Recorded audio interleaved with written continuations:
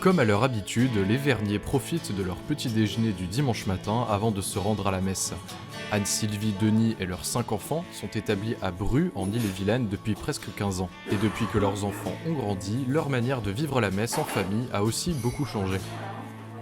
Le fait qu'ils grandissent, ça a changé en fait plus sur l'organisation du dimanche matin. C'est beaucoup plus tranquille aujourd'hui, ils sont beaucoup plus autonomes.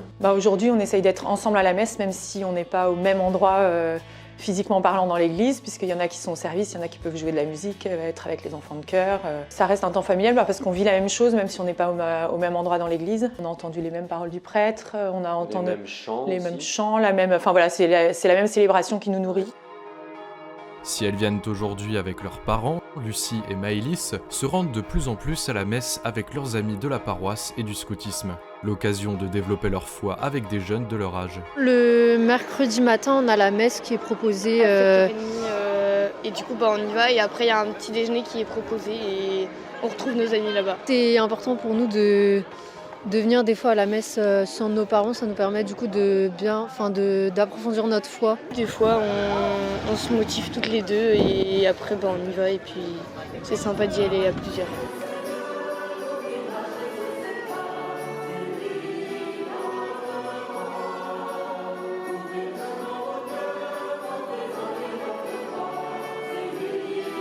Oui, c'est sûr que des fois c'est plus difficile parce que on aimerait bien rester dormir un peu plus.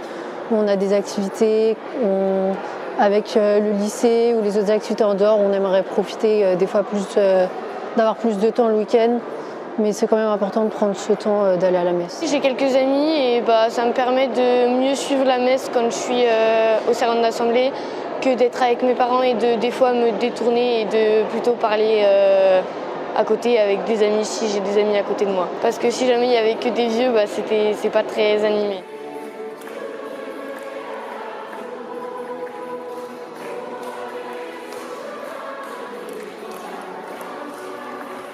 Ça a d'abord permis qu'on retrouve de l'intériorité pendant la messe, parce que quand on a des jeunes enfants, on est souvent perturbés, on est souvent attentif à eux parce qu'ils ont besoin d'attention. Là, comme vous avez pu voir, j'étais toute seule à un endroit de la messe, ça me permet de l'église, ça me permet aussi une certaine intériorité que j'avais peut-être moins avec des plus petits.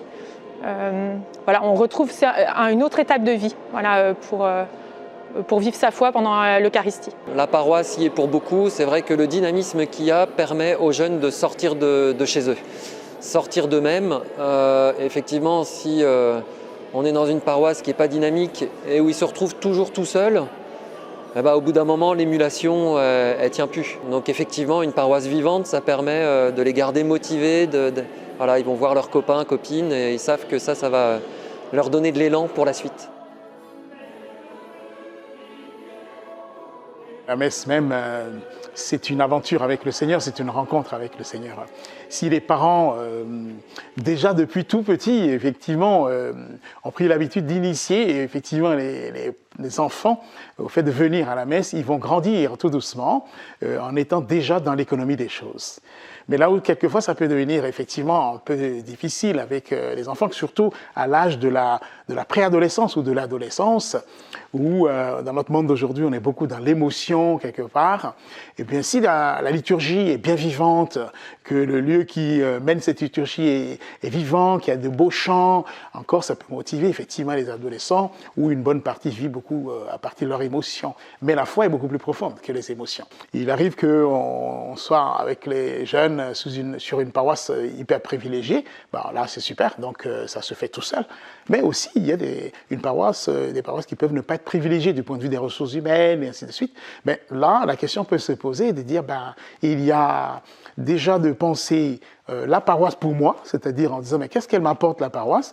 Et puis si elle ne m'apporte pas quelque chose qui m'intéresse, je peux aussi par l'autre côté me demander et moi pour la paroisse, et moi pour ceux qui viennent là, qu'est-ce que je peux apporter pour que aussi justement ce lieu devienne un lieu de vie, un lieu plus joyeux aussi. Peut-être suis-je doué de tel ou tel talent, peut-être demander la grâce de voir mes talents pour me dire mais tiens, peut-être, papa, maman, on pourrait nous apporter tel aspect. La messe, il nous faut penser simplement que c'est une aventure qui commence à la maison, en famille.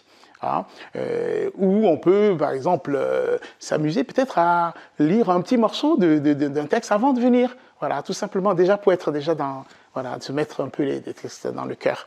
Et puis, une fois qu'on est venu, le fait d'être ensemble, de vivre ce moment, en considérant que c'est aussi un moment familial, l'exprimer aux jeunes, que c'est aussi une manière d'être avec les autres.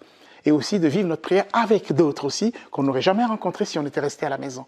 Et qui considèrent que c'est la même famille. En fait, tous ces gens-là, on est tous fils et filles du même père.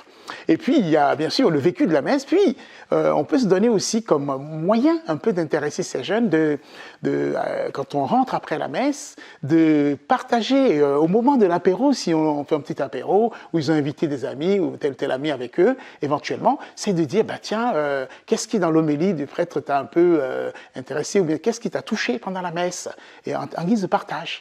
Et on fait cela, et puis tout de suite après, ben, on trinque, quoi. Voilà.